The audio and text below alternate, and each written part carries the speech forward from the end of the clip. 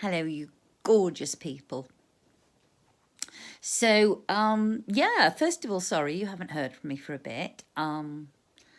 I kind of, yeah, I went into that place where you think, well, is anybody actually listening to this? Is anybody interested? And then I had a couple of people independently come up to me and say how much they enjoyed what I was saying. So I was like, yeah, okay, let's do it again. So here I am.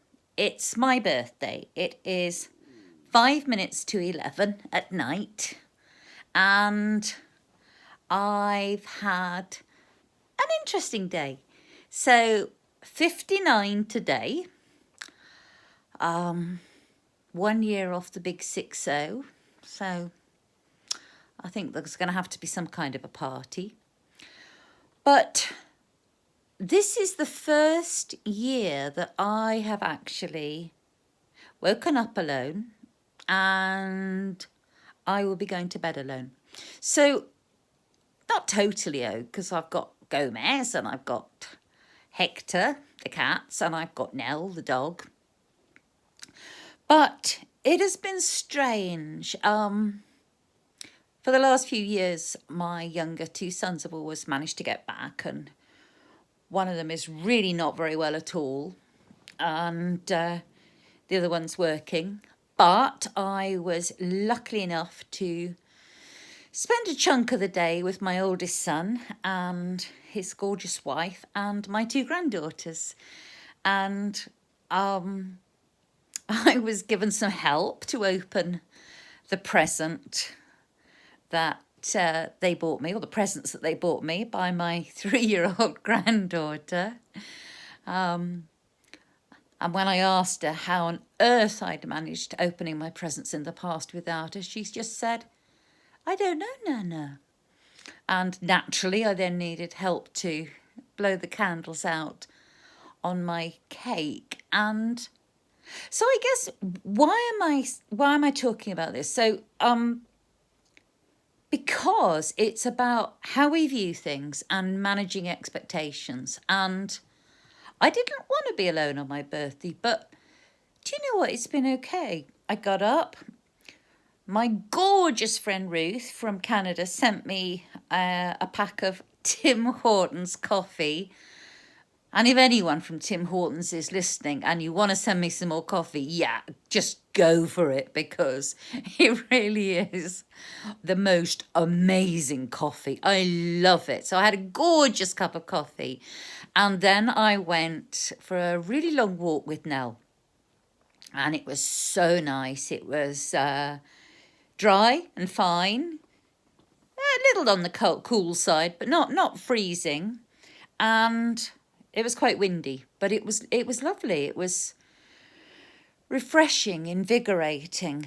And then I set off to meet Jack and the family, and they were kind enough to buy me lunch. And then I took the birthday cake that one of my dear friends had made for me over to their house, and again was given help to blow out the candles by my gorgeous 3-year-old granddaughter.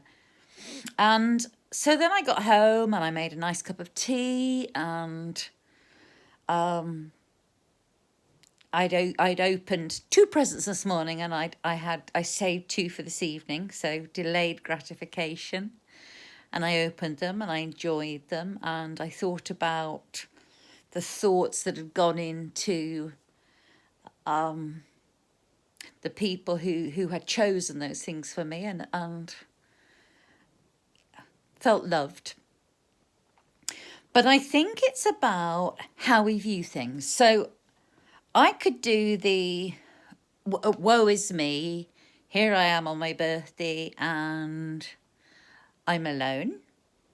Or I could say, wow, I've got to 59 and this is the first year I've woken up alone on my birthday. And I think that's just, what an amazing thing to have happened. And how lucky am I? And how lucky am I that one of my children wanted to spend a day with me and was, generous enough even to buy me lunch, which was really lovely. And, it isn't easy for them. They've got a 1-year-old and a 3-year-old, and so going to restaurants isn't the easiest thing in the world. I'm sure many of you can relate to that, or could relate to that a few years ago. But it was just lovely. And, even having little Phoebe, open my presents was just wonderful. It was absolutely nice. And she's going to be 3 soon. So we were talking about the fact that it was her birthday next, and little Imogen is nearly 1. So I said, Phoebe, how old do you think Nana is? And she looked and she said, 6.5. I thought, yeah, I'll go with that. That's fine. Because I was 21 when my dad died, and he was 52. And I remember thinking back then that 52 was ancient. But, I've now outlived him. And here I am at 59, not feeling old at all. Not really feeling a lot different in my head than when I was 21. And I think it's so important that we think about the way we view things, and thinking a little bit recently about the coronavirus and everything that was going on. And one of my very, very dear friends, who I love very much and I've known for a lot of years, Dion, and her gorgeous family. Dion is in fact the godmother to one of my sons, and they've been teaching in China and are currently in isolation with most of China, I think, on sort of lockdown. And you start thinking about them, and I've got friends who are Italian, and one set of friends' parents live in northern Italy, so I checked to see if they were all right. But then you go to the supermarket and there's empty shelves. And I have this belief that things like this that happen, they either bring out the best in people or the worst in people. And I knew I had to go and do a bit of shopping today, so I have some elderly neighbours, including an absolutely amazing lady called Ada, who is going to be 99 in April. And I went in to see if she needed any shopping, and she didn't. Her son had done things for her and she was all right.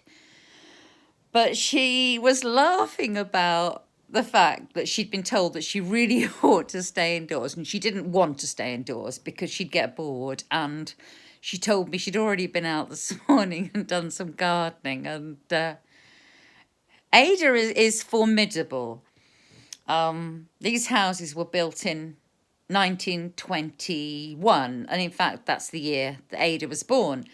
But she came here as a very young bride. She grew up in the area and then married and came here as a young bride and has lived here ever since. So she's been here through the Second World War and seen many, many changes, but remains one of those people who understands what it is to be a neighbour.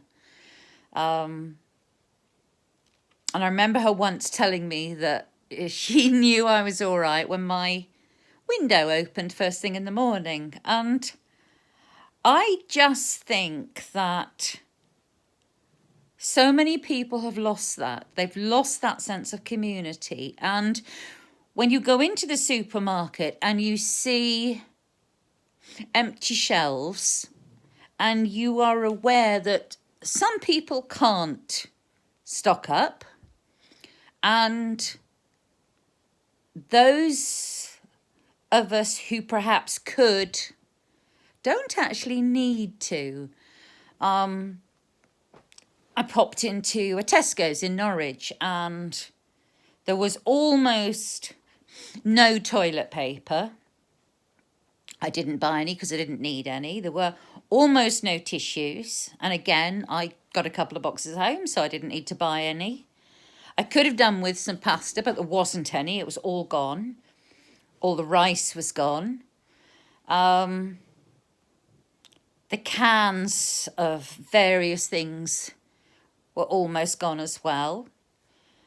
There were a few tins of beans, but I knew I had 2 tins of beans in the cupboard, so I didn't buy any. And I think these kind of situations bring out of it people, those people who are just going to say, well, I'm all right, Jack, sod the rest of you.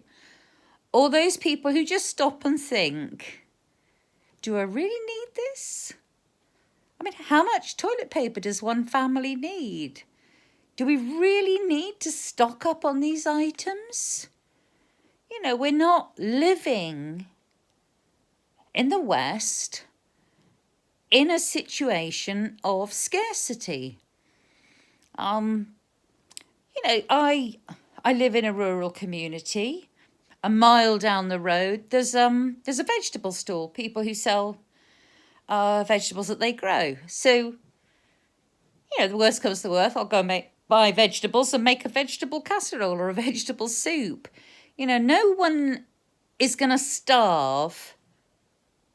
And I'm not talking about people who really are on the breadline. And I know that I've seen firsthand the increasing poverty in Britain, but I'm talking about people who've got the resources and are worried about running out. We're not going to run out. So how about we just stop and think, do I really need this stuff?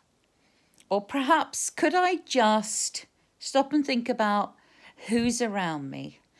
And if you live in a city or if you live in an apartment block and you don't know your neighbours, maybe now's the right time to reach out and say, hi, are you okay? Do you need anything? A lot of people have been told that it's a good idea that they self-isolate. One of my sons is very poorly at the moment, along with his girlfriend, and they're keeping themselves in isolation, which, you know, is pretty wise, really, because they don't want to pass whatever they've got on to anyone else who might have a more compromised health situation. But I think that instead of panicking and thinking about what we need to survive ourselves, we could think about those in our communities who are less fortunate, less able, less robust, and just reach out. Because I think that would be a lovely thing to do. And wouldn't it be lovely if one day we look back on this time and remember it as a time when we saw the best in people come out? So, yeah, I think this would be an amazing time for random acts of kindness. And if you're in, maybe give me a thumbs up.